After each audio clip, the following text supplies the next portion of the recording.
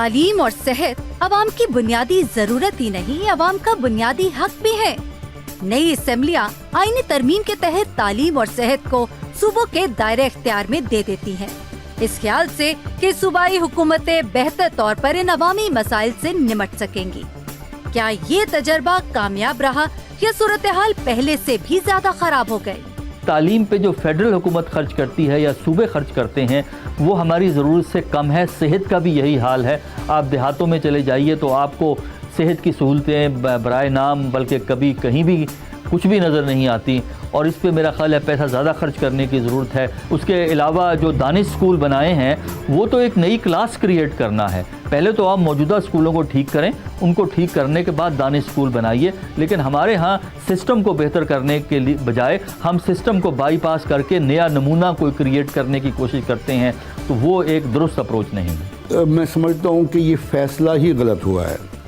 तालीम को विफाकी सब्जेक्ट ही रहना चाहिए था, क्योंकि तालीम तो पूरी कौम की ताबीर करती है और पूरी कौम के अंदर एक नुक्ते निगाह पैदा करती है, एक कौमी किरदार पैदा करती है।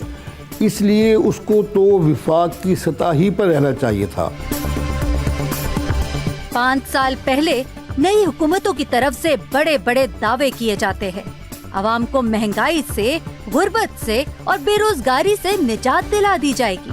लेकिन आज जब आवाम पीछे मुड़कर देखते हैं तो ये दावे बस खाली दावे ही नजर आते हैं। बदकिस्मती ये है कि हमारी सियासी जमातों की इक्तिसादियात कोई तरजीह नहीं है।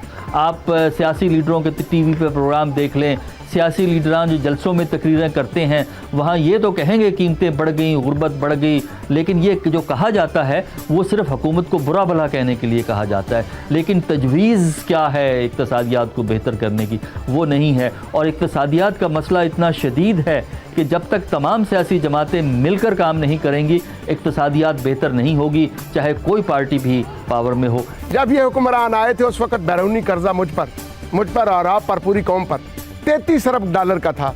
60 रुपए का डॉलर था, गोया 1980 अरब रुपए का कर्जा था बैरूनी मुल्कों का, 1980 अरब रुपए का। आज ये 6000 अरब रुपए का कर्जा है बैरूनी, 6000 अरब का।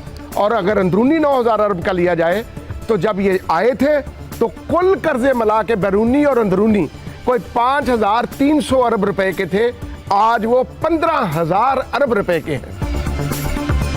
नई मुंतखब हुकूमतें कायम होती हैं तो अवाम तवानाई के बदतरीन बहरान से दो चार हैं। नई हुक्मरान अवाम को यकीन दिलाते हैं कि अनकरीब उनको बिजली और गैस के बहरान से निजात दिला देंगे।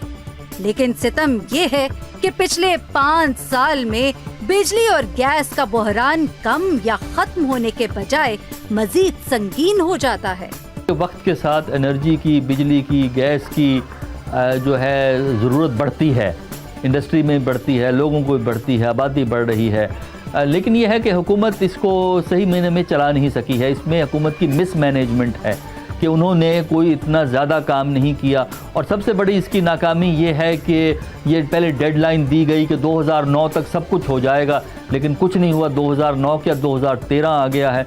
इसके लिए कोई इनके पास लॉन्ग टर्म प्लानिंग नहीं थी। और फिर क्या किया, मेरे और आपके टैक्स, मेरे और आपके खून पसीने से महंगा डीजल इंपोर्ट करके उसको चला के बिजली पैदा करने की कोशिश की, जो दुनिया में महंगा तरीन चॉइस है। पंजाब ने भी अपने कोले को हाथ नहीं लगाया मियाँ वाली की तरफ, दूसरे सूबों ने भी अपने कोले को हाथ नहीं लगाया। पानी के साथ क्या जिद है? विंड एनर्जी, बदीन का इलाका, ठट्ठे का इलाका, 1,32,000 मेगावाट बिजली वर्ल्ड बैंक कहता है आप वहां से पैदा कर सकते हैं विंड एनर्जी, जो 6 रुपए यूनिट पड़ेगी। किसी ने उसको हाथ ही नहीं लगाया।